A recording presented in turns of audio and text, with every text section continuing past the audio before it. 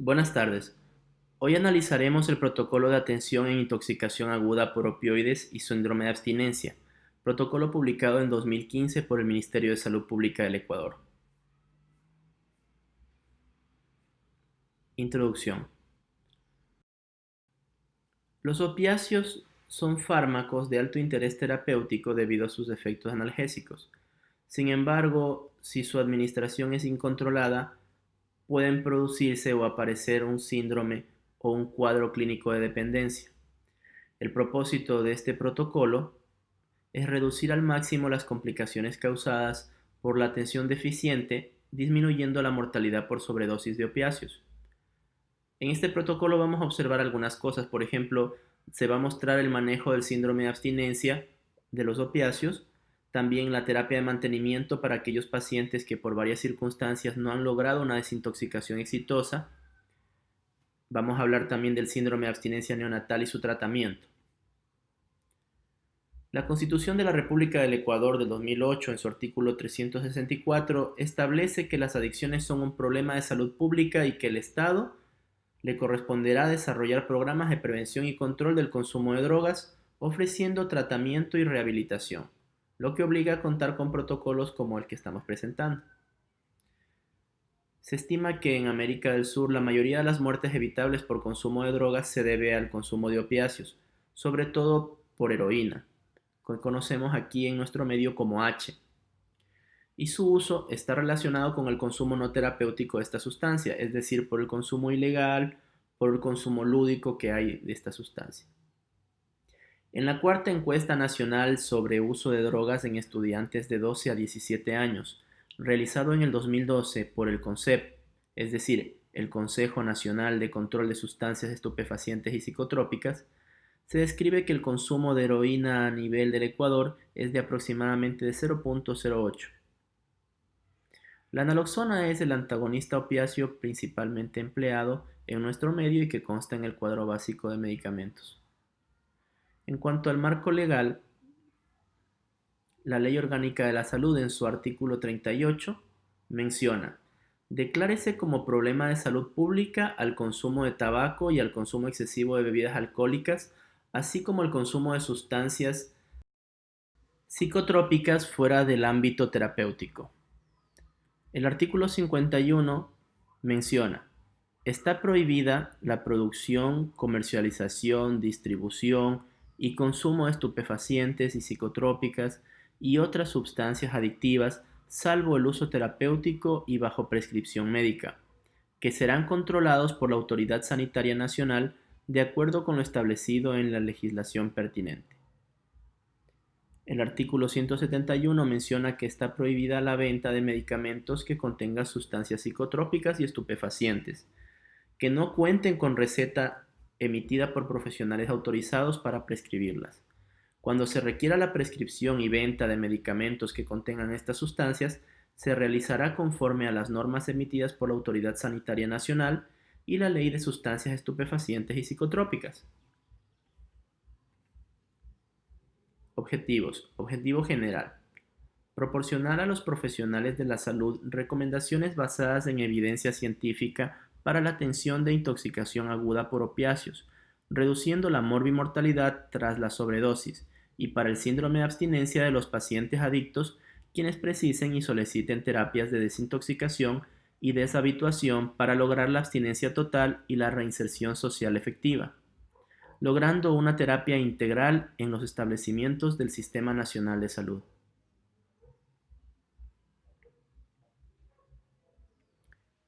Ahora mencionaremos algunas definiciones que son importantes.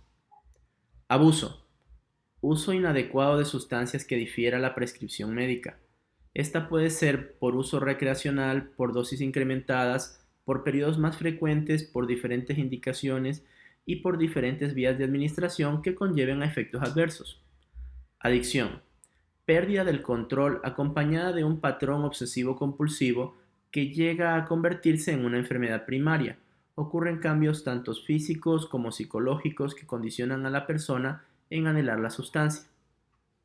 Antagonista: droga que contrarresta o bloquea los efectos de otra droga. Dependencia: Grupo de fenómenos fisiológicos, cognitivos y conductuales en el que el uso de una o varias sustancias adquiere una prioridad mucho mayor para un individuo en vez de otras que ya tuvieron mayor valor.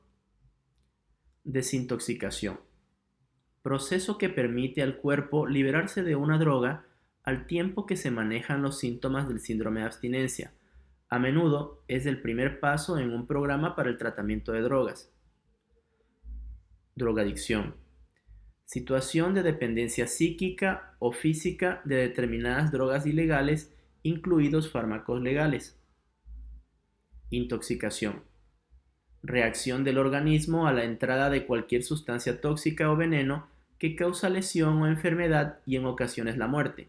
Una intoxicación se produce por exposición, ingestión, inyección o inhalación de una sustancia tóxica. Opiáceos. Grupo de sustancias psicoactivas, por ejemplo la heroína, codeína, metadona, derivadas de la planta del opio o adormidera, que contienen opio de manera natural o producen sus efectos tras su elaboración sintética. Han sido ampliamente utilizados en clínica, sobre todo por sus efectos analgésicos. Sin embargo, estas sustancias tienen una gran capacidad adictiva y su administración incontrolada produce una serie de modificaciones en el organismo que pueden originar la aparición de un cuadro de dependencia. Síndrome de abstinencia o de retiro. Variedad de síntomas que se producen cuando se suspende o se reduce el uso de una droga adictiva. Síndrome de abstinencia neonatal. Conjunto de síntomas producidos en el recién nacido de madres intoxicadas o dependientes de opiáceos, quienes son adictos a los opioides por causa de exposiciones frecuentes a estas sustancias intraútero. La adicción de la madre produce adicción del feto. Tolerancia. Condición que requiere dosis cada vez mayores de droga para obtener el mismo efecto que cuando se la usó por primera vez. A menudo lleva a la dependencia física. Ahora resaltado en azul, el manejo de la intoxicación aguda por opiáceos y síndrome de abstinencia en adultos. Intoxicación aguda por opiáceos. La gravedad del cuadro clínico está relacionada con la dosis administrada, la vía de administración, el tipo de sustancia, la susceptibilidad individual, así como la asociación o no con otras sustancias o otras drogas. El cuadro clínico presenta una tríada característica formada por depresión respiratoria, disminución del estado de conciencia y miosis, es decir, pupilas puntiformes. Es importante que los médicos, el personal de salud, reconozca la dificultad respiratoria, la cual es más característica de presentarse con eventos como la bradipnia o respiraciones de 4 a 6 respiraciones por minuto, cuando lo normal son de 12 a 16 o de 12 a 20. Entonces es importante esto porque en muchas ocasiones hay pacientes que no presentan la miosis. También junto con esta bradipnia puede presentarse cianosis central y acidosis respiratoria, por lo cual es importante que contemos con una gasometría arterial de este paciente. Puede ser un criterio de referencia en los establecimientos de salud como el nuestro, donde no contamos con gasometría arterial. También debemos recordar que se pueden identificar signos de hipoxia cerebral como la hipertensión y la midriasis. Es decir, que la miosis no es una regla. Dependiendo del estado del paciente, vamos a encontrar diferentes sintomatologías. La sintomatología como somnolencia, inyección conjuntival, euforia, hipotensión leve, también es común. Sobre todo pueden producirse náuseas y vómitos, alteración del estado de conciencia y hay un gran riesgo de broncoaspiración. Los pacientes pueden también presentar arritmias ventriculares, alteración mental cambiante y convulsiones e incluso cuadros graves como el edema agudo de pulmón, rigidez muscular, disnea, hipoxia y broncoespasmo. Todos estos son altamente sospechosos de lesión pulmonar aguda. Otros síntomas son las alucinaciones, la paranoia, la depresión, disforia, euforia, agitación, pesadillas, ansiedad. Generalmente estos aparecen tras la administración de altas dosis de opiáceos. La aparición de convulsiones es infrecuente, pero podría ser un poco más frecuente en los niños y en las personas o en adultos que hayan consumido meperidina, propoxifeno y tramadol, ¿no? cuando hay adicción a estos opiáceos.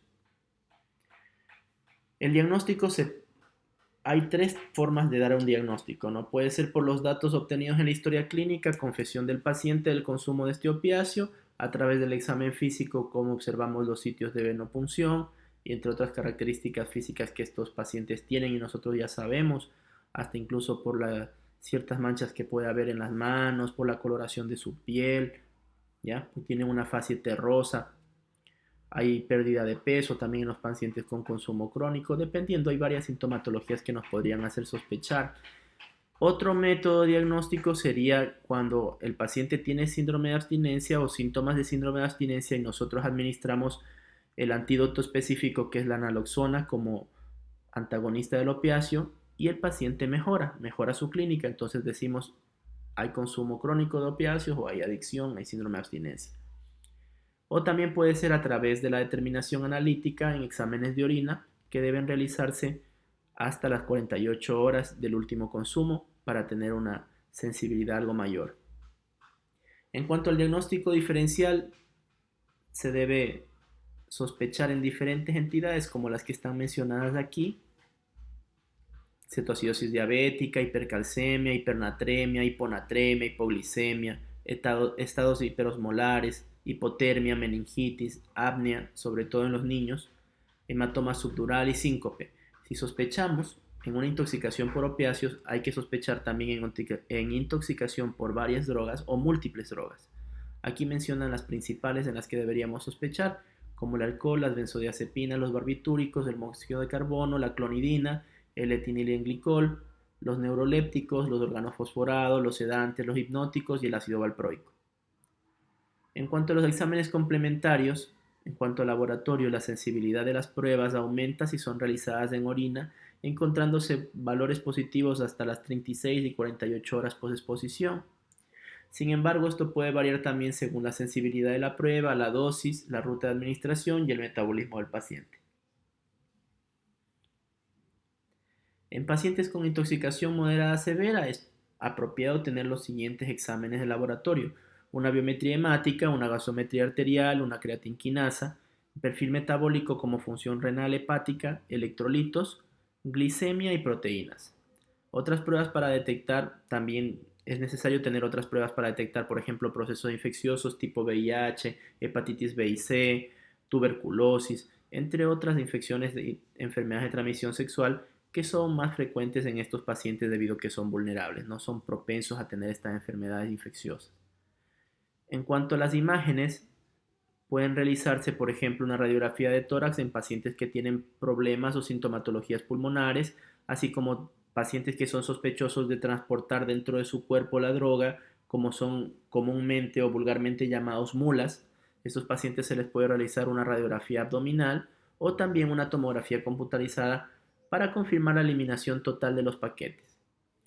El electrocardiograma es fundamental, debido a que en los casos de intoxicación moderada severa deben realizarse un electrocardiograma para descartar que haya efectos cardiotóxicos que pueden surgir tanto por los opiáceos como también por la administración simultánea de drogas cardiotóxicas. La sobredosis de metadona hay que recordar que puede prolongar el intervalo QT en el electrocardiograma, sobre todo cuando se sobrepasa los 200 miligramos diarios, y puede producir lo que es la torsada de Pointes o una taquicardia ventricular polimórfica, la cual el antídoto es el sulfato de magnesio.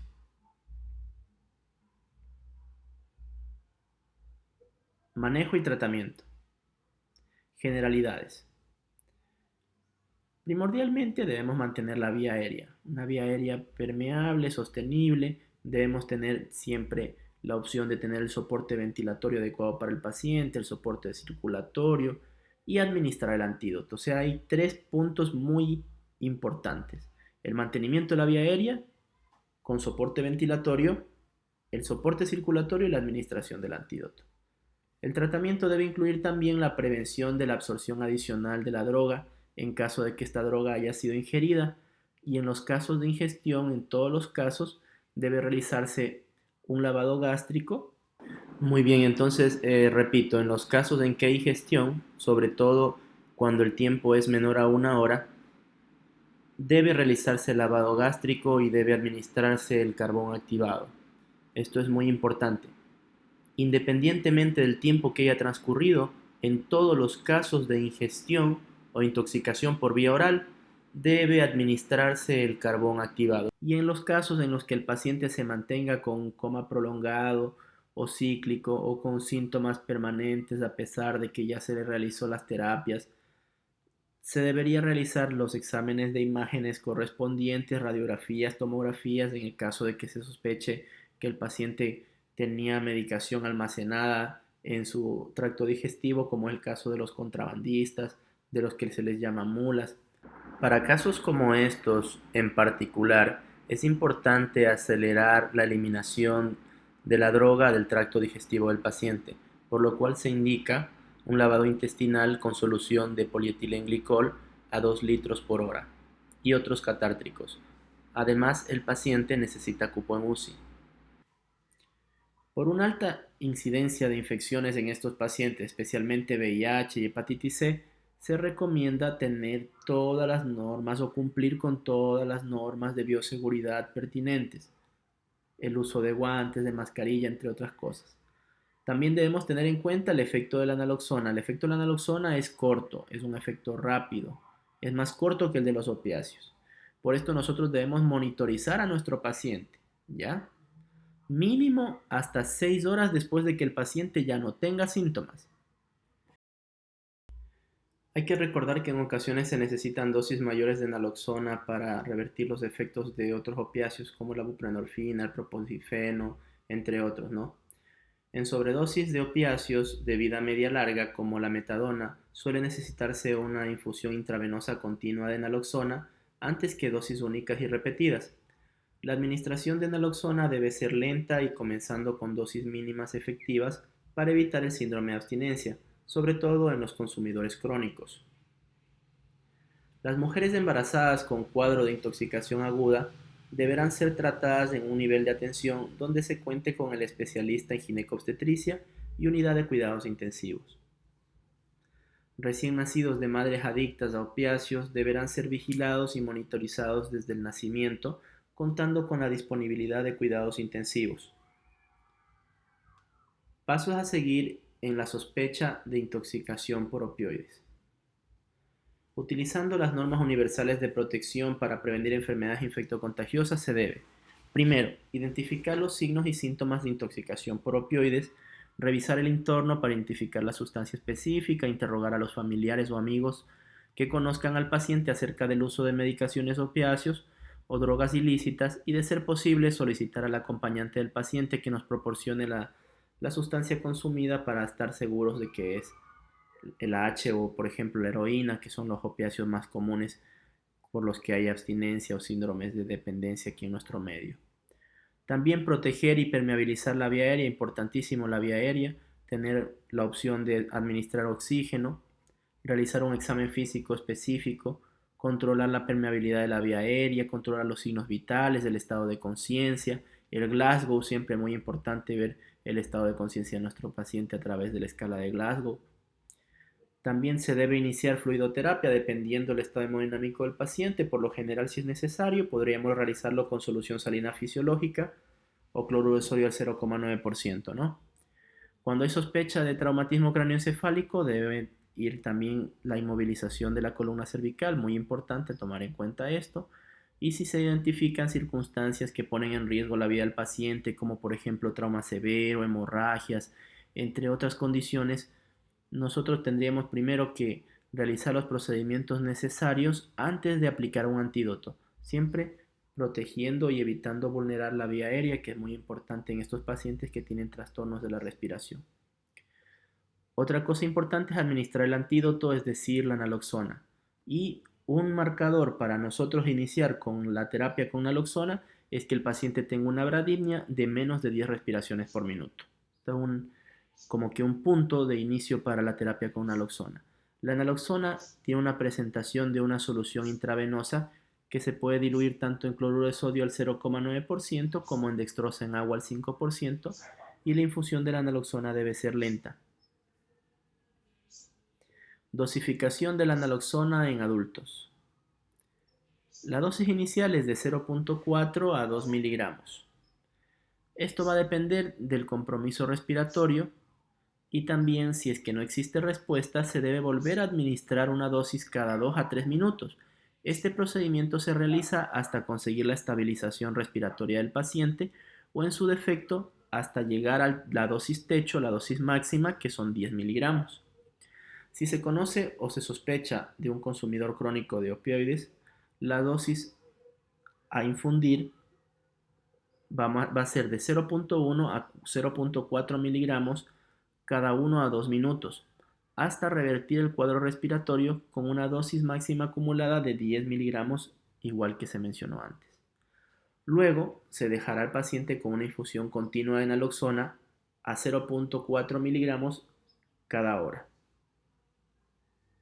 Si se conoce o sospecha de una intoxicación por varias drogas, a más de los opioides, y para evitar el síndrome de abstinencia, hay que administrar de 0,05 a 0,1 miligramos y se aumenta la dosis paulatinamente cada 2 a 3 minutos, de igual manera hasta conseguir los 10 miligramos. Luego se dejará en infusión continua a 0,0025 miligramos por kilogramo de peso la hora. Después de haber obtenido una respuesta, se debe iniciar el sostenimiento con una dosis equivalente a los 2/3 de la dosis total iniciada, empleada por 1 hora durante 10 horas. Es decir, durante la primera hora utilizamos una dosis. Esta dosis vamos a calcular las 2/3 partes y esta cantidad la vamos a administrar en 10 horas. Esa es la explicación de este párrafo. Si el paciente no responde o no se recupera o no recupera la función respiratoria tras haber administrado la dosis máxima de 10 miligramos de naloxona, se debe sospechar en una intoxicación por diferentes sustancias o por varias de ellas. Bueno, en los niños, esta es la dosificación que se presenta para los niños, aunque esto debe manejarlo siempre el pediatra, debe haber un manejo interdisciplinario, cabe especificar. La dosis en niños menores de 5 años, la dosis de naloxona, es de 0,1 miligramos por kilogramo de dosis. Y en mayores de 5 años es de 0,1 a 2 miligramos dosis. La dosis debe repetirse cada 3 a 5 minutos según la respuesta, y en ambos casos se puede administrar hasta un máximo de 10 miligramos de naloxona administrada, o sea, el total de naloxona administrada no debe ser mayor a 10 miligramos. En los recién nacidos y los neonatos de hijos de madres no adictas a opioides que presentan depresión respiratoria por intoxicación opiácea materna, se debe priorizar el manejo de la vía aérea y valorar la necesidad de naloxona a una dosis de 0,1 miligramos por kilogramo dosis. En aquellos casos que presenten depresión respiratoria severa, de madres que han utilizado o han sido administrados opioides dentro de las 4 horas antes del nacimiento o del parto. Además, estos casos deberán ser tratados en hospitales que cuenten con el servicio de neonatología, terapia intensiva y personal especializado. Se debe tener especial precaución en el uso de naloxona en los recién nacidos, ya que su uso está relacionado con cuadros convulsivos. Más adelante en esta misma guía nos especificará que la naloxona como que tiene bastante efecto adverso en los recién nacidos y que tenemos que manejarla con mucho cuidado. Es mejor debería manejarla el especialista, el neonatólogo. Acerca de las gestantes, ¿no? Muy importante esta parte. Hay que enfatizar como tratamiento prioritario el manejo de la vía aérea también en las gestantes. Y como último recurso, el antídoto o la naloxona. Obligatoriamente hay que referir al nivel de atención que cuente con un especialista en ginecobstetricia y una unidad de cuidados intensivos. En caso de necesitar utilizar naloxona, la dosificación es la siguiente: 0,01 miligramos por kilo de peso vía intravenosa lenta. Se podrá repetir cada 5 minutos hasta que se estabilice la función respiratoria y se valorará el uso de infusión continua individualizada a cada paciente según el criterio de los especialistas. Hay que tener especial precaución en no ocasionar síndrome de abstinencia brusco en la embarazada, ya que esto podría ocasionar el inicio del parto pretérmino, teniendo en cuenta además que la naloxona es de una categoría C en el embarazo. Si el paciente no presenta frecuencia respiratoria menor a 10 respiraciones por minuto, se deberá dejar en observación y monitorización continua por al menos 6 horas para detectar cualquier cambio en sus signos vitales esfuerzos respiratorios y el estado de conciencia. Si la intoxicación fue por vía oral, se deberá administrar carbón activado para disminuir la absorción de la sustancia. Se debe asegurar la vía aérea previa a la administración del carbón activado. Aquí se puede observar la dosis de carbón activado para niños. En niños menores de 1 año, a través de la sonda nasogástrica, se va a realizar la administración del carbón activado a razón de 0.5 a 1 gramos por kilo de dosis, ¿no? Esto va a ser cada 4 horas durante 24 horas. Pero en niños mayores a 1 año la dosis es la misma, básicamente. Podríamos empezar en los niños menores de 1 año con 0.5 y cuando ya son mayores de 1 año hasta 1 gramo por kilo dosis. Sería una opción. Y en adolescentes y adultos la dosis es de 1 gramo por kilogramo dosis, de igual manera cada 4 horas durante 24 horas. Debemos valorar el ingreso a terapia intensiva en aquellos pacientes que presenten los siguientes síntomas o las siguientes condiciones. Intoxicación conocida por opioides de vida media larga como la metadona, depresión respiratoria grave que no cede con dosis iniciales de naloxona, depresión respiratoria recurrente, personas que hayan necesitado intubación orotraqueal, personas que hayan recibido dosis máxima de naloxona, es decir, 10 miligramos, y no respondan adecuadamente. Toda mujer embarazada con sobredosis. Debemos valorar el ingreso a terapia intensiva también en todo neonato con cuadro de sobredosis y en los pacientes que sean transportadores corporales, o sea, los conocidos como mulas. Los pacientes deben estar correctamente monitorizados para observar la evolución de su cuadro clínico, valorando tanto la función respiratoria, el estado de conciencia, la sintomatología del síndrome de abstinencia. Y ningún paciente se le debe dar el alta antes de 6 horas de observación tras la estabilización de sus signos vitales y el estado de conciencia. La mejor manera de evitar un cuadro brusco de síndrome de abstinencia es administrando la naloxona de manera lenta y con dosis mínimas efectivas, repitiendo solamente en el caso de que sea necesario la dosis inicial administrada. En caso de síntomas de abstinencia, se valorará el uso de agonistas opiáceos y otra medicación según el criterio de especialista o el tipo de paciente. Si el paciente continúa en coma o su estado de conciencia y función respiratoria fluctúan tras haber aplicado la dosis máxima de naloxona, se debe pensar en intoxicación por diferentes drogas o por un cuadro de múltiples drogas. Entre las más usuales se encuentran el alcohol, las benzodiazepinas y la cocaína. Complicaciones y consecuencias del uso repetido de opiáceos. Lesión pulmonar aguda. Está ocasionada por la hipoxia y la hipoventilación. Su presentación es similar a la del edema agudo de pulmón cardiogénico, presentándose con cianosis, disnea, taquipnea, taquicardia, ruidos pulmonares sobreañadidos, expectoración sonrosada, entre otros. El tratamiento se basa en el control de la vía aérea y su buena oxigenación, utilizando como tratamiento ventilación con presión positiva al final de la expiración. Mientras que la medicación habitual para el edema agudo de pulmón cardiogénico puede agravar el cuadro, por lo que en estos casos está contraindicado utilizar diuréticos y glucósidos cardíacos. Si se realiza un buen manejo ventilatorio y oxigenación, el cuadro puede revertir en 24 a 48 horas.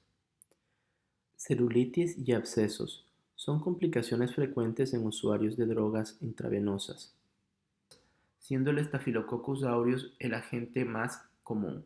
La diseminación generalmente es por vía hematógena, causando abscesos vertebrales y osteomielitis. Endocarditis es la complicación más grave causada por la aplicación intravenosa de opiáceos como la heroína, siendo la afectación más común en la válvula tricúspide. Se debe tener una alta sospecha clínica para el diagnóstico, ya que la sintomatología causada en este lado del corazón no suele ser tan explícita como la del lado izquierdo. En algunas ocasiones el diagnóstico se realiza debido a embolias pulmonares sépticas a repetición. El agente implicado más común es el Staphylococcus aureus, siendo en varias ocasiones multibacteriano. El diagnóstico de la endocarditis infecciosa es difícil de realizar, siendo primordial la sospecha clínica precoz acompañada del aislamiento del germen y una ecocardiografía que apoye el diagnóstico. Neumonía Es una complicación usual que generalmente se observa en usuarios de larga data. Se debe considerar gérmenes de neumonía adquirida en la comunidad, así como aquellos por broncoaspiración, y se deberá descartar la presencia de tuberculosis. Rabdomiólisis. Esta o no puede estar acompañada de síndrome compartimental y se deberá sospechar sobre todo en aquellos casos en donde el paciente ha permanecido inconsciente por bastante tiempo. Fascitis necrotizante. Es una complicación grave que pone en peligro la vida del paciente, por lo cual debe ser tratado urgentemente, por tanto por el cuadro clínico como por el cirujano. Generalmente se presenta como una lesión obscura, eritematosa, dura, con rash confluente que avanza rápidamente, asociado con fiebre, taquipnea, taquicardia y leucocitosis. Las enfermedades infecciosas como el VIH, la hepatitis B y C y la tuberculosis. Los usuarios de drogas son especialmente vulnerables a las enfermedades infecciosas de este tipo. El principal factor de riesgo es el uso de drogas por vía endovenosa, por el uso de jeringuillas y el segundo como instancia la falta de protección en las relaciones sexuales. Se aconseja realizar los exámenes correspondientes a estos individuos y ofrecer la mejor terapia disponible tomando en cuenta la interacción medicamentosa. Síndrome de abstinencia. No es tan severo como aquel por benzodiazepinas o alcohol y generalmente no pone en riesgo la vida del paciente. Su sintomatología consiste en piloerección, epífora, bostezo, sudoración, congestión nasal, mialgia, náuseas, vómitos y diarreas. También puede haber dolor abdominal tipo cólico. Si se lo abarca dentro de un cuadro de intoxicación por sobredosis en el cual se utilizó el antídoto naloxona, el tratamiento suele ser puramente sintomático. Tratamiento del síndrome de abstinencia de opiáceos. Consiste en la supresión brusca o gradual de la sustancia adictiva a la cual el sujeto es físicamente dependiente, permitiéndolo prescindir del consumo del tóxico. Los objetivos de la desintoxicación, según la Asociación de Psiquiatría Americana, son liberar el organismo de la dependencia asociada al consumo crónico, disminuir el dolor y molestias características de la abstinencia, proporcionar un tratamiento seguro, humanizado y que permita al adicto superar las primeras dificultades que surgen al iniciar algún tipo de tratamiento, detectar y tratar cualquier problema médico existente, iniciar el proceso de educación del paciente en todas aquellas cuestiones relacionadas con la salud y prevención de recaídas, comenzar a definir las necesidades de cara a planificar el plan terapéutico individual. Facilitar la incorporación del paciente a un programa de tratamiento a largo plazo, rehabilitación y reinserción. Pautas de desintoxicación. Pautas clásicas.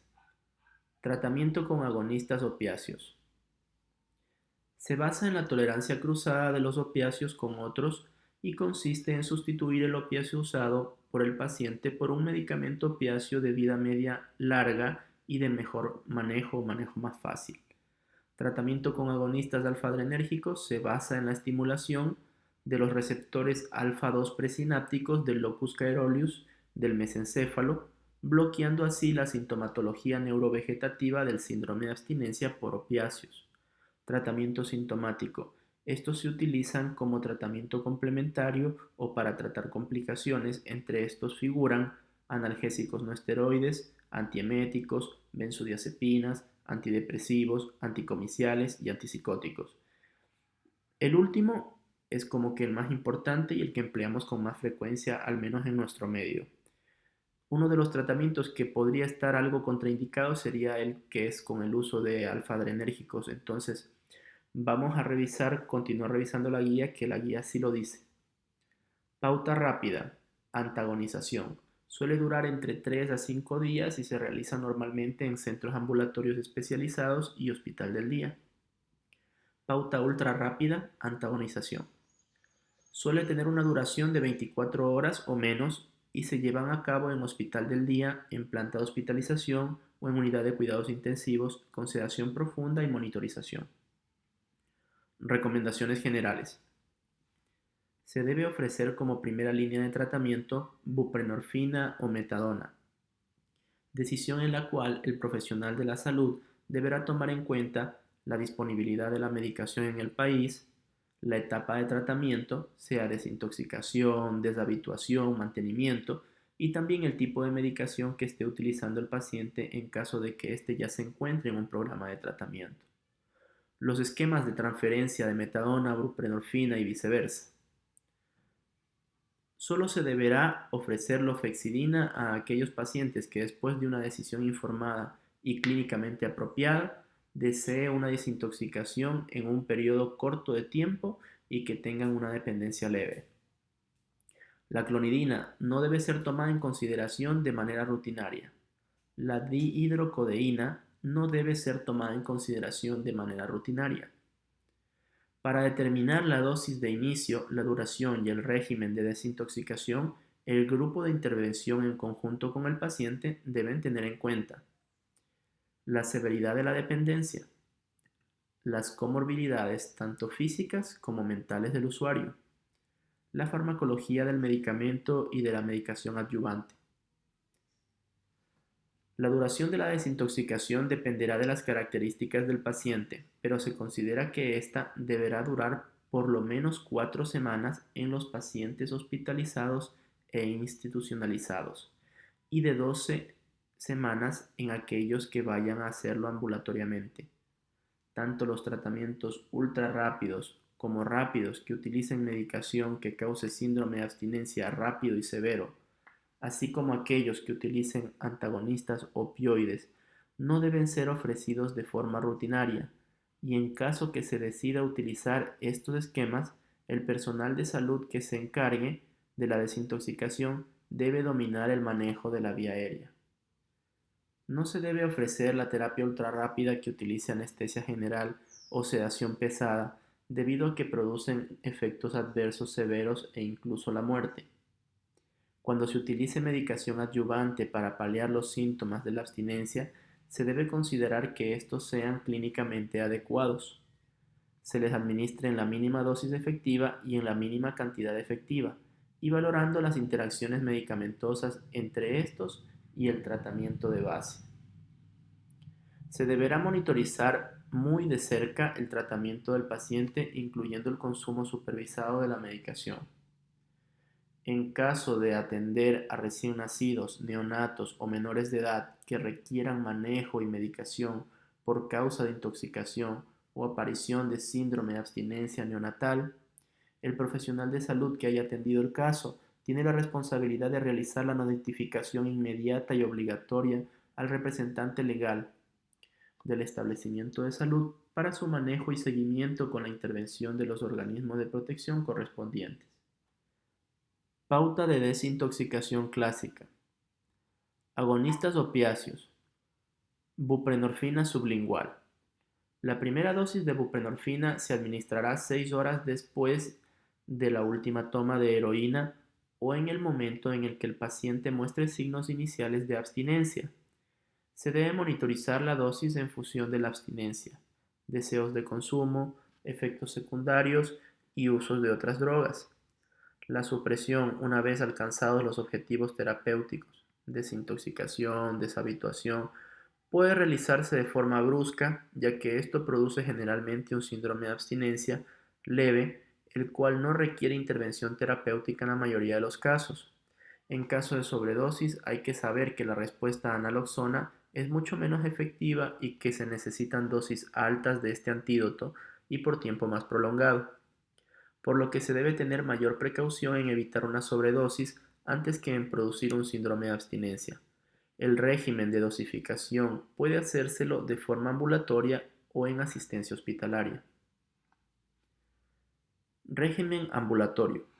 Los pacientes que no logran dejar de consumir dosis mínimas de buprenorfina, se les podrá prolongar la desintoxicación y pasarlos al esquema de hospitalización o ponerles un esquema de mantenimiento.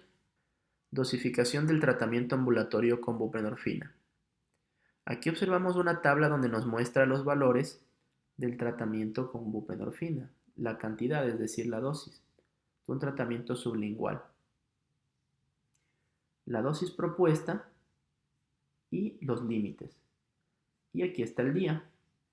Entonces vamos a ver que entre el primer y el octavo día vamos a pasar a una dosis progresiva hasta el cuarto día y de ahí una dosis descendente.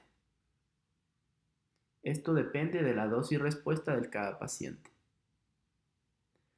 El primer día se inicia con 6 miligramos, que podría iniciarse también con 4, entre 4 y 8 miligramos. Esto depende de la característica clínica de cada paciente.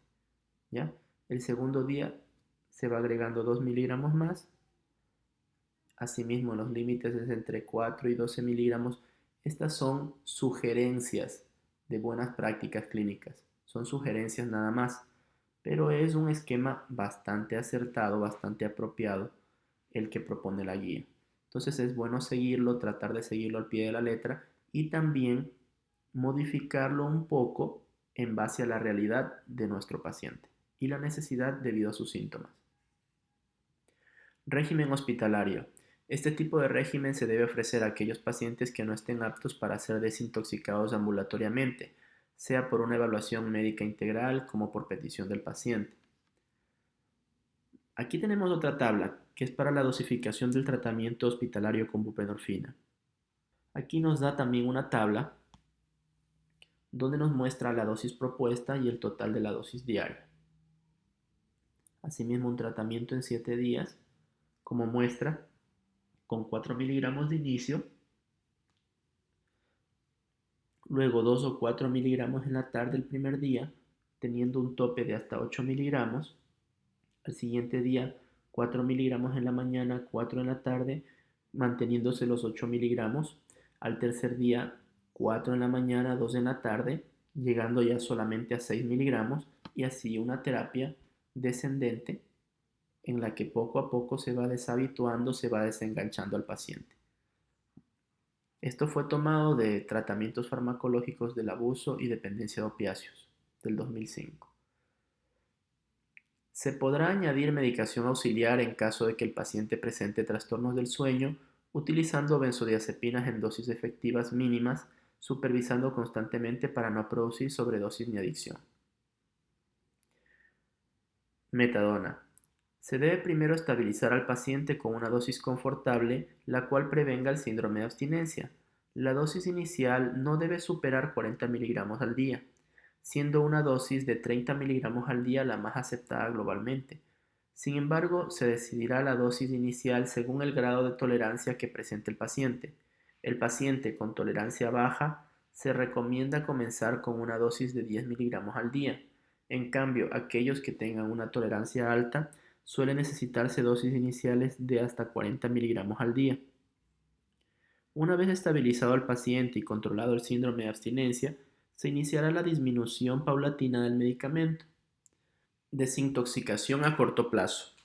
El proceso completo suele durar entre 14 y 21 días, en la cual ya obtenida la estabilización se comenzará a reducir la dosis de 2 a 5 miligramos al día hasta conseguir la abstinencia. En la última fase, donde el síndrome de abstinencia suele ser leve, se recomienda únicamente utilizar tratamiento sintomático. Desintoxicación a largo plazo, deshabituación. Una vez lograda la estabilización, la reducción de la dosis se hace a partir de los 3 a 6 meses, realizándola con 10 miligramos por semana hasta conseguir los 25 a 30 miligramos al día. A partir de esta dosis se reducirá gradualmente, no más de 5 miligramos al día. En esta etapa el síndrome de abstinencia se tratará según los síntomas. Agonistas alfa-2 adrenérgicos. Las recomendaciones actuales detallan: no se recomienda que la clonidina sea utilizada rutinariamente para el tratamiento de desintoxicación por opiáceos. La lofexidina puede ser considerada para las personas que rechacen el tratamiento con buprenorfina o metadona. Sin embargo, no se recomienda su uso de forma rutinaria. Tratamiento sintomático. Está indicada para reducir algunos de los síntomas físicos del síndrome de abstinencia. Este se le utiliza como terapia coadyuvante o para paliar la sintomatología del síndrome de abstinencia. Es importante conocer las intervenciones farmacológicas entre los medicamentos y tratar de utilizar la dosis efectiva mínima y por poco tiempo, teniendo presente los problemas que causan la polifarmacia, supervisando al paciente regularmente y ofreciendo terapia de apoyo constantemente. A continuación, se exponen algunos síntomas frecuentes junto con la medicación indicada. Diarrea. Loperamida 4 miligramos vía oral STAT. Luego, 2 miligramos después de cada disposición diarreica, hasta un máximo de 16 miligramos diarios por 10 días. Náuseas y vómito. Metoclopramida, 10 miligramos cada 8 horas vía oral. Agitación, ansiedad e insomnio. Por ejemplo, diazepam, 5 a 10 miligramos cada 8 horas. No más de 10 días. Haloperidol en los casos que hay ansiedad. El diazepam, preferible intramuscular. Mejor empezar con 5 miligramos. Dolor abdominal. Para el dolor abdominal, antiespasmódicos. Podemos utilizar la butilescopolamina, 20 miligramos intramuscular o intravenosos, y se puede repetir la dosis en 30 minutos sin exceder los 100 miligramos al día. Mialgias y cefalea. Paracetamol 500 miligramos cada 6 a 8 horas vía oral y ibuprofeno 400 miligramos cada 6 horas. O diclofenaco 50 miligramos cada 8 horas. Son las opciones terapéuticas básicas, ¿no? Pautas rápidas. Actualmente no se aconseja utilizar este tipo de intervención para la desintoxicación por opiáceos. En la parte anterior se definía cuáles eran las pautas rápidas y ultra rápidas y como vemos aquí está contraindicado, excepto por los lugares donde hay manejo por especialistas, quienes son los responsables del manejo interdisciplinario de este tipo de pacientes en el ambiente mejor controlado posible. Tratamiento de desintoxicación en situaciones especiales. Embarazo. En aquellas pacientes que son adictas y presentan consumo activo, la desintoxicación comporta una serie de riesgos materno-fetales muy importantes que desaconsejan su uso, por lo que se recomienda iniciar tratamiento de mantenimiento con buprenorfina o metadona. Es decir, la naloxona está poco recomendada y se la utiliza solamente cuando es muy necesario. En el primer trimestre, la desintoxicación puede causar aborto, mientras que en el tercer trimestre causa distrés fetal y parto prematuro. Por esta razón, deben ser tratadas por un especialista en ginecobstetricia que maneje este tipo de casos. Se aconseja que en caso de que se deba hacer una desintoxicación por ser la única opción viable en ese momento, esta deberá realizarse dentro de las primeras 14 a 28 semanas de gestación. No se podrá realizar de forma aguda sin la medicación de base, ya que si ocurre un síndrome de abstinencia, el feto sufrirá el mismo cuadro paralelamente al de la madre. Por el riesgo de aborto espontáneo, parto prematuro o muerte fetal, no se podrá utilizar antagonistas opiáceos. La clonidina está contraindicada al no haber información sobre su seguridad. La buprenorfina puede utilizarse como alternativa. Está documentada que este produce síntomas de abstinencia en el neonato de menor severidad y por menor tiempo, y no hay evidencia que demuestre relación entre la dosis del medicamento y la severidad del síndrome de abstinencia. El tratamiento es similar al esquema con metadona, ajustando la dosis en el tercer trimestre. Se recomienda iniciar con una dosis mínima requerida para evitar el síndrome de abstinencia.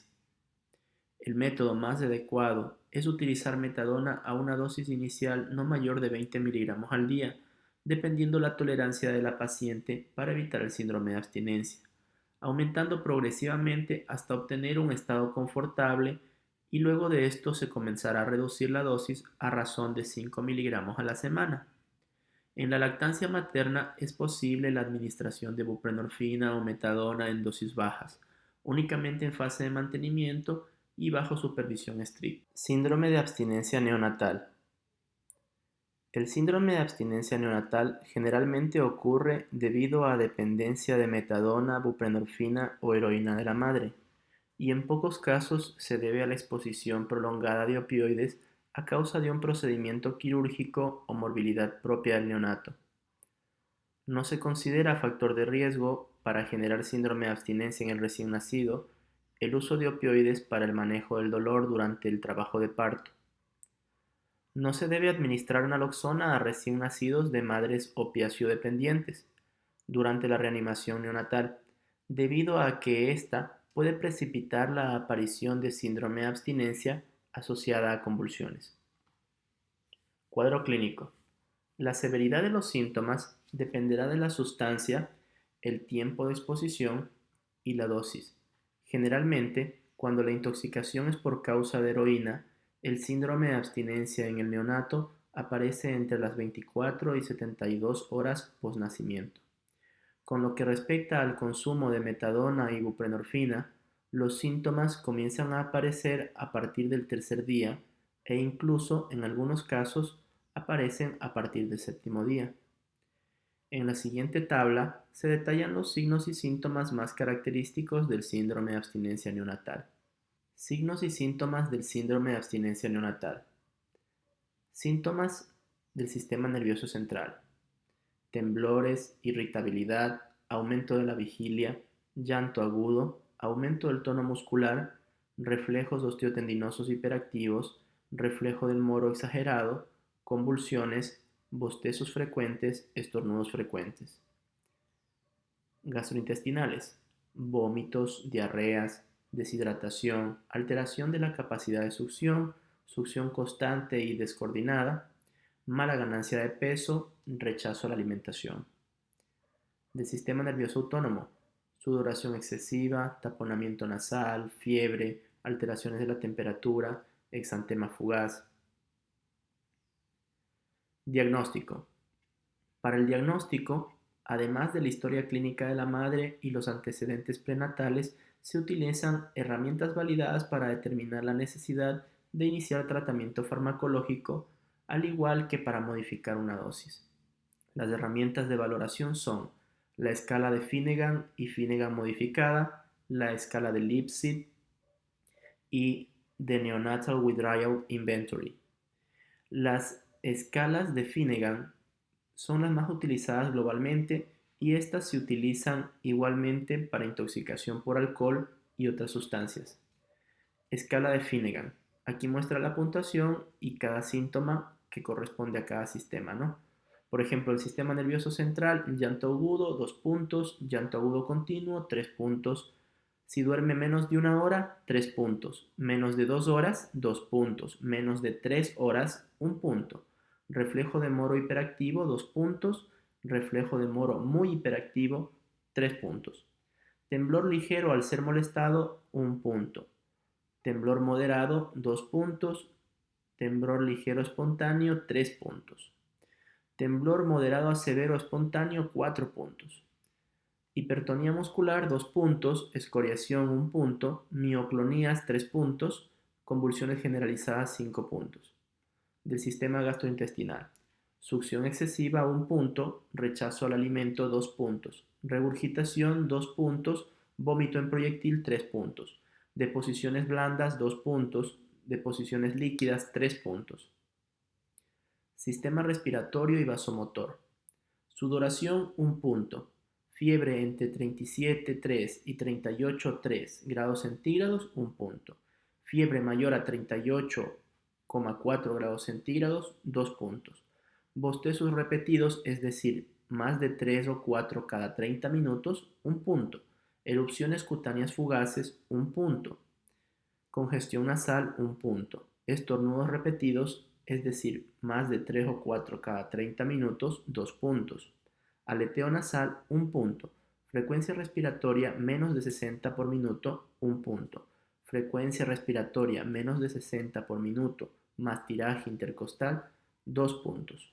Deberá ser modificada en caso de que el paciente sea recién nacido pretérmino. O sea, esto hace referencia a la escala de Finnegan. La aplicación se la realizará 2 horas después del nacimiento y luego cada 4 horas, 30 minutos a 1 hora después de comer y según la evolución y la severidad de la sintomatología. Se deberá valorar en menores espacios de tiempo. Es decir, al menos cada 4 horas se debe realizar mejor 1 hora después de haber comido y también va a variar la frecuencia de que realicemos nosotros la escala dependiendo con la severidad de los síntomas. La valoración se debe realizar durante la vigilia del niño. Diagnóstico diferencial. Debido a que la sintomatología del síndrome de abstinencia puede ser muy variada y la interrecurrencia de complicaciones en estos pacientes por condición materna ambiental, se debe valorar y descartar siempre la siguiente patología: infección o sepsis neonatal, hipoglicemia, hipocalcemia, alteraciones metabólicas, causas de convulsiones en caso de que las presente, enfermedades de transmisión vertical como síndrome TORCH, VIH, hepatitis B y C, entre otras causas bacterianas. Incluso cuando existe evidencia de adicción en la madre, se debe considerar los posibles diagnósticos diferenciales y se deberá realizar el examen físico completo y descartar infección neonatal y alteraciones metabólicas. Manejo y tratamiento. Manejo clínico. Se debe realizar monitoreo continuo apenas ocurra el nacimiento. Se evaluará mediante la escala de valoración de Finnegan u otra disponible a las 2 horas post-nacimiento y luego cada 4 a 6 horas. Se aumentará la frecuencia de valoración según la aparición de síntomas de abstinencia y la severidad de los mismos. El alojamiento conjunto dependerá de la severidad de los síntomas y las condiciones físicas y psicoemocionales de la madre. El tratamiento deberá realizarse conjuntamente con los padres, asegurándose que reciban la información adecuada sobre los cuidados que debe recibir el niño. El paciente debe estar en un ambiente con baja luminosidad, silencioso y con la menor cantidad de estímulos sensitivos externos, garantizando un ambiente propicio para el sueño.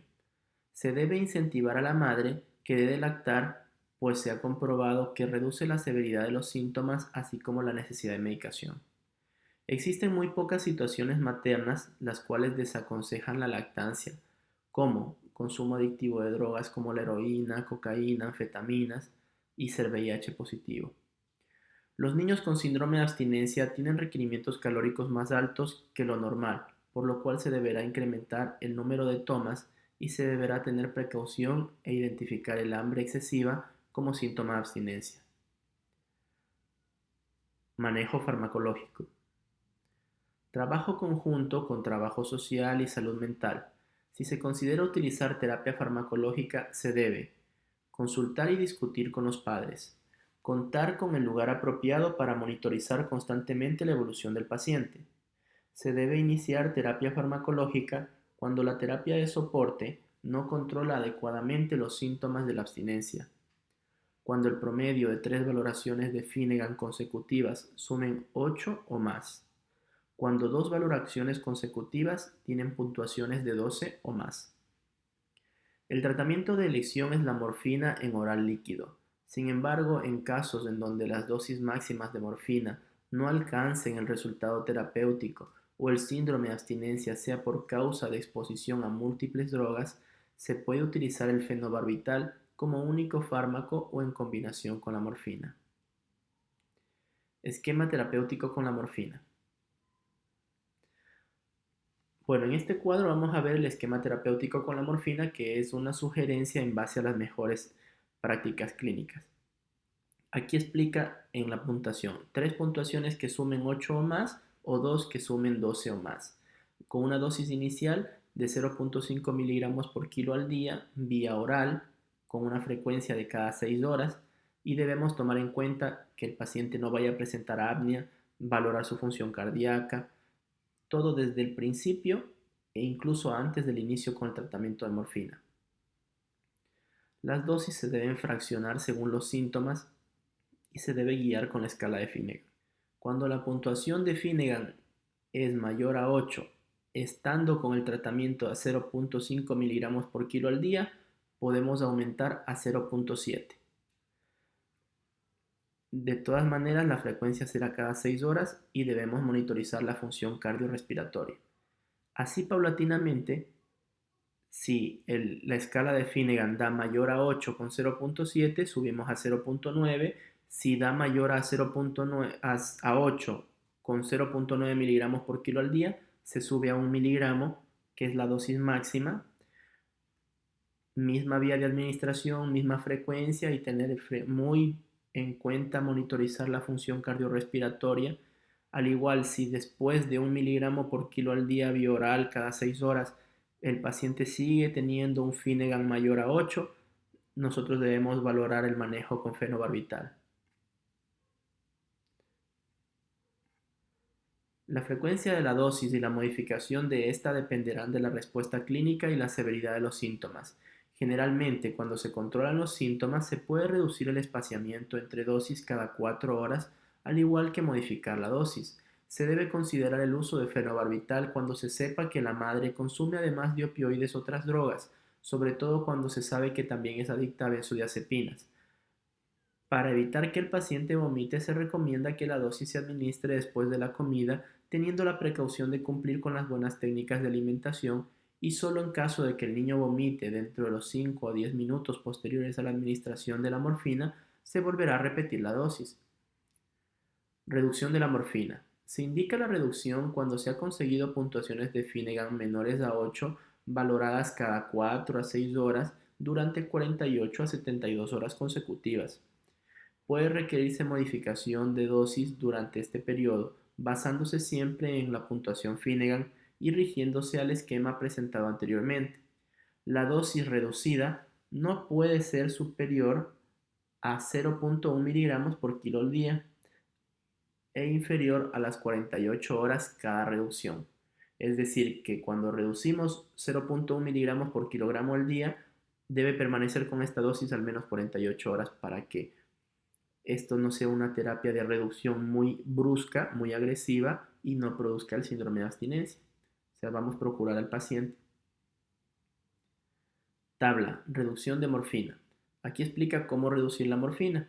Los esquemas en los que se estaba administrando morfina cada 4 horas hay que reducir 0.05 miligramos por kilo al día cada 48 a 72 horas hasta estar en una dosis de 0.2 miligramos por kilogramo al día.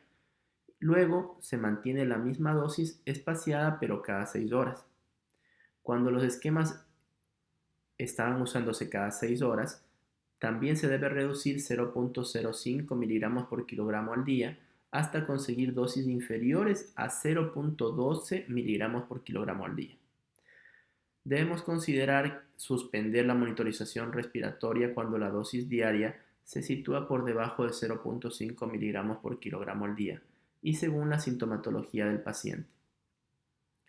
Se debe descontinuar la medicación cuando ya se consiguen dosis inferiores a 0.10 o 0.12 miligramos por kilogramo al día. Se debe seguir realizando la evaluación de Finnegan por 72 horas tras suspender la morfina. Esquema terapéutico con fenobarbital. El fenobarbital se utiliza prioritariamente para síndrome de abstinencia causado por otras drogas que no sean opiáceas. Sin embargo, es útil cuando el niño estuvo o está expuesto a un esquema multidroga, en el cual se incluyen opioides y benzodiazepinas. Se debe conocer el esquema ya que en caso de que el paciente con síndrome de abstinencia por opioides no responda frente a morfina, se debe agregar fenobarbital para conseguir la desintoxicación del paciente. En niños que vomiten y no toleren la vía oral, se puede utilizar un esquema intravenoso, aunque se prefiere la vía oral. Para disminuir el riesgo de vómito, se debe administrar el medicamento cuando el niño haya comido, pero no en exceso, e igualmente se podrá repetir la dosis únicamente si el niño vomita no más de 10 minutos tras la administración del medicamento. Tenemos aquí la tabla del esquema terapéutico con fenobarbital. Observamos la puntuación de Finnegan, la dosis, vía de administración, frecuencia y consideraciones. Cuando 3 puntuaciones de un Finnegan son igual o mayor a 8 o 2 son igual o mayor a 12, podemos pautar una dosis de carga de fenobarbital entre 10 y 15 miligramos por kilo dosis y luego una dosis de mantenimiento de 5 miligramos por kilo día. La vía puede ser oral o intravenosa. Frecuencia. La dosis de mantenimiento se da cada 12 horas.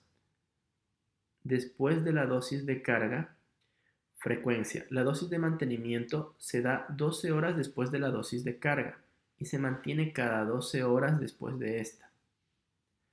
La dosis de carga se utiliza para alcanzar de manera rápida el control de los síntomas. Se debe fraccionar la dosis según se requiera y según la puntuación de Finnegan que se vaya obteniendo. De igual manera, si el Finnegan es mayor a 8 estando con un tratamiento con fenobarbital de 5 miligramos por kilo de peso, podemos incrementar a 8 miligramos por kilo de peso día la dosis de mantenimiento. Y esta se administra cada 12 horas, sea intravenosa o vía oral.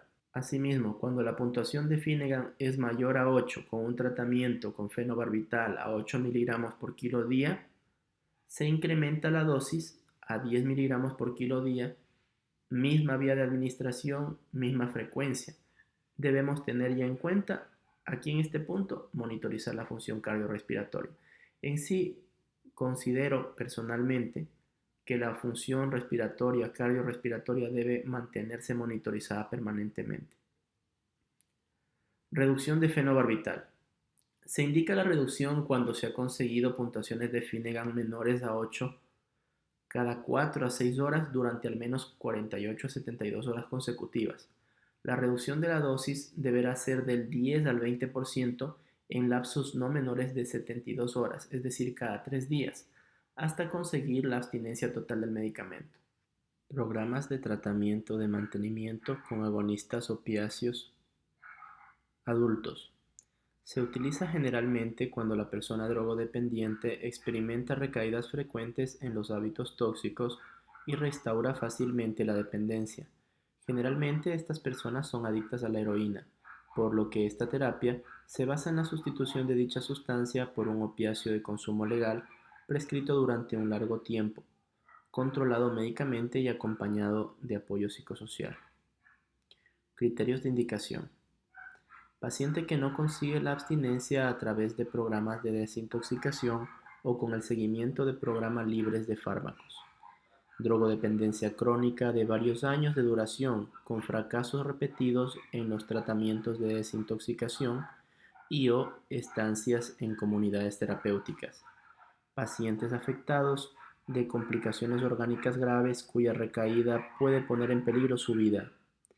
Embarazadas con adicción a la heroína. Pacientes con patología psiquiátrica asociada, o sea, patología dual. Procedimientos previos al inicio del tratamiento. Diagnóstico confirmado de su dependencia. En caso de ser menor de edad, se debe entregar un consentimiento informado por escrito del representante legal. Historia clínica completa enfatizando en antecedentes toxicológicos y factores de riesgo. Exámenes de laboratorio. Hemograma completo, velocidad de sedimentación globular, bioquímica sanguínea, urea, creatinina, ácido úrico, glucosa, perfil lipídico, función renal, función hepática, tiempos de coagulación, pruebas de coagulación, serología para sífilis, detección de anticuerpos de VIH, marcadores para hepatitis A, B y C, Mantux, si procede una radiografía de tórax, vaciloscopía, pruebas de embarazo en mujeres fértiles, las cuales se deben repetir cada 3 meses, y cualquier otra prueba sugerida por los antecedentes o la exploración. Control de tóxicos en orina. Es recomendable utilizar los controles de orina durante un seguimiento para objetivar la abstinencia y evaluar la eficacia del mismo, los cuales deben formar parte del plan terapéutico. Además, deben ser supervisados por profesionales de la salud. La frecuencia de los controles debe ajustarse según el plan terapéutico, la disponibilidad del paciente, el régimen de dosis y el tiempo que vaya a permanecer en el programa. Tratamiento con buprenorfina. La buprenorfina es un opiáceo semisintético, el cual estimula parcialmente los receptores opiáceos, provocando una menor dependencia física, pero siendo igual de eficaz para prevenir el deseo de consumo de la heroína y síntomas de abstinencia. Este actúa como un agonista-antagonista, produciendo una depresión respiratoria más leve. Sin embargo, en casos de sobredosis, el antídoto naloxona suele no hacer el mismo efecto que cuando la intoxicación es por otro opiáceo.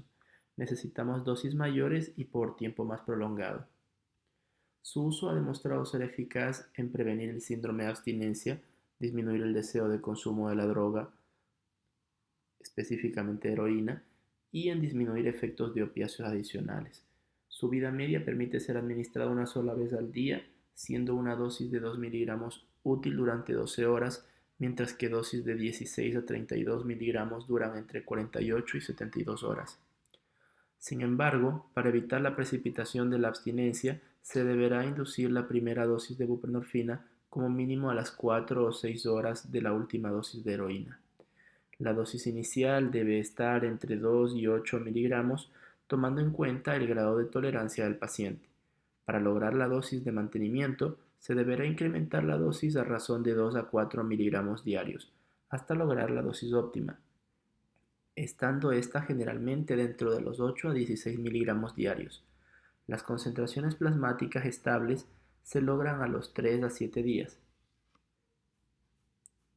Transferencia del programa de mantenimiento con metadona.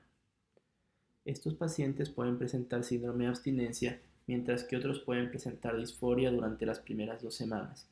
Para minimizar estos efectos y realizar una correcta transferencia se debe desaconsejar la inducción con buprenorfina si el paciente está recibiendo más de 60 miligramos al día de metadona. No se debe administrar buprenorfina antes de las últimas 24 horas de consumo de metadona. Lo ideal sería que el paciente se encontrase con concentraciones plasmáticas indetectables. Incluso, se aconseja retrasar la prescripción de buprenorfina hasta que el paciente presente malestar significativo. Para la correcta dosificación del paciente es necesario guiarse por la dosis que está recibiendo de metadona. Aquí se presenta una tabla que refiere acerca de la transferencia del programa de metadona a buprenorfina, es decir, cambiar de fármaco de metadona a buprenorfina. Esta fue tomada de los tratamientos farmacológicos del abuso y dependencia de opiáceos del 2005. Aquí explica, según la última dosis de metadona, qué dosis de buprenorfina le toca al inicio y cuál es la que le toca al segundo día. Entonces, si la última dosis de metadona fue de entre 20 y 40 miligramos, la dosis inicial de buprenorfina tiene que ser de 4 miligramos, con una dosis del segundo día entre 6 y 8 miligramos. Si la última dosis de metadona fue de 20 miligramos o de 10 a 20 miligramos, la dosis inicial de buprenorfina es la misma, son 4 miligramos, y la dosis del segundo día va de 4 a 8 miligramos. Finalmente, si la dosis de metadona, la última dosis fue de 1 a 10 miligramos, la dosis inicial de buprenorfina es de 2 miligramos, con una dosis en el segundo día de hasta 4 miligramos. Por lo general, a partir del segundo día se recomienda un incremento de la dosis de 2 a 4 miligramos diarios, pasando 2 o 3 días, consiguiendo así los niveles de mantenimiento en 1 a 2 semanas. Sin embargo, si se precisara de una inducción más rápida para evitar los abandonos tempranos, se puede conseguir las dosis de mantenimiento en 2 a 3 días. Sin embargo, se debe monitorizar de cerca al paciente para identificar los signos de sobredosificación. El esquema propuesto es el siguiente. Primer día, 8 miligramos. Segundo día, 16 miligramos. Tercer día, 24 miligramos. La mayoría de los pacientes requieren una dosis de mantenimiento entre 12 y 24 miligramos diarios. Sin embargo, algunos necesitan dosis mayores, nunca excediéndose de 32 miligramos al día. Finalización del tratamiento. Al igual que la terapia con metadona, el tiempo de tratamiento deberá ser a largo plazo y antes de decidir la finalización del tratamiento se debe valorar globalmente al paciente, tanto la sintomatología física como las características emocionales, biopsicosociales y todo lo que esté relacionado con su entorno. La mayoría de pacientes no sufren malestares significativos ni tampoco experimentan grandes dificultades durante la retirada de la buprenorfina. El protocolo de retirada propuesto es el siguiente. Tabla de reducción de dosis de buprenorfina. Dosis de mantenimiento, dosis a reducir y tiempo. Cuando la dosis de buprenorfina es mayor a 16 miligramos al día, se pasa a reducir 4 miligramos cada 7 a 15 días. Cuando es entre 8 y 16 miligramos al día, se reduce de 2 a 4 miligramos cada 7 a 15 días. Y cuando es de 8 miligramos al día, se reducen 2 miligramos cada 7 a 15 días. Dependiendo del paciente y sus necesidades, la reducción de la dosis puede ser inferior a 2 miligramos cada vez. Ejemplo, como por ejemplo en el reinicio en el consumo de heroína y otras drogas, o en un empeoramiento del bienestar personal o sociolaboral. Puede condicionar también a que esta reducción sea individualizada y se la realice con dosificaciones inferiores y en tiempos más prolongados. Tratamiento con metadona. El consumo crónico con metadona produce un bloqueo de los efectos reforzadores de la heroína, bloqueando de esta manera la gratificación y disminuyendo progresivamente la conducta de automedicación. Etapa de inducción. Consiste en introducir la primera dosis del medicamento hasta conseguir la dosis terapéutica de mantenimiento. La dosis óptima es aquella que previene la aparición del síndrome de abstinencia durante al menos 24 horas, reduce el deseo de consumo y bloquea los efectos euforizantes de cualquier opiáceo. La dosis inicial suele ser de 20 a 50 miligramos al día, según el grado de tolerancia del individuo, y esta deberá ir aumentando a razón de 5 a 20 miligramos diarios durante 7 a 10 días, hasta conseguir la dosis óptima, la cual mantenga unos niveles plasmáticos de alrededor de 400 nanogramos por mililitro. La fase de estabilización se acaba una vez que la dosis se mantiene estable durante más de una semana y esta es considerada adecuada por el médico y el paciente. En esta etapa se debe valorar también la sintomatología subjetiva como la objetiva, permitiendo de esta manera un ajuste de dosis más adecuado. Para fines terapéuticos, la sintomatología subjetiva es de mayor utilidad a la hora de ajustar la dosis. Tabla de sintomatología del síndrome de abstinencia. Sintomatología subjetiva, sintomatología objetiva. Sintomatología subjetiva. Agitación, irritabilidad, trastornos del sueño, ansiedad, depresión, deseo de consumo. Sintomatología objetiva. Tensión arterial, temperatura, pulso, diámetro pupilar, reflejos tendinosos, temblores musculares, movilidad intestinal. Etapa de mantenimiento. Una vez estabilizado el paciente, se pasa a una etapa de mantenimiento y deshabituación, la cual consiste en lograr la desvinculación de los consumos problemáticos de drogas y la mayor normalización biopsicosocial posible. Esta comienza transcurrido el primer mes y se debe prolongar durante el tiempo necesario. En condiciones generales es aconsejable que el tratamiento no sea inferior a 2 años y se debe tener en cuenta que existen pacientes que se benefician de una terapia fraccionada, por ejemplo los acetiradores rápidos, antes que consista en dosis únicas diarias. Las indicaciones para mantener el tratamiento son las siguientes. Por juicio clínico del médico, el paciente no presenta efectos adversos por la metadona, paciente que continúe con riesgo de recaída, paciente que desee continuar el tratamiento, paciente que siga beneficiándose de este. Se debe tomar en cuenta que durante esta etapa de tratamiento existen situaciones que demandan la modificación de la dosis óptima.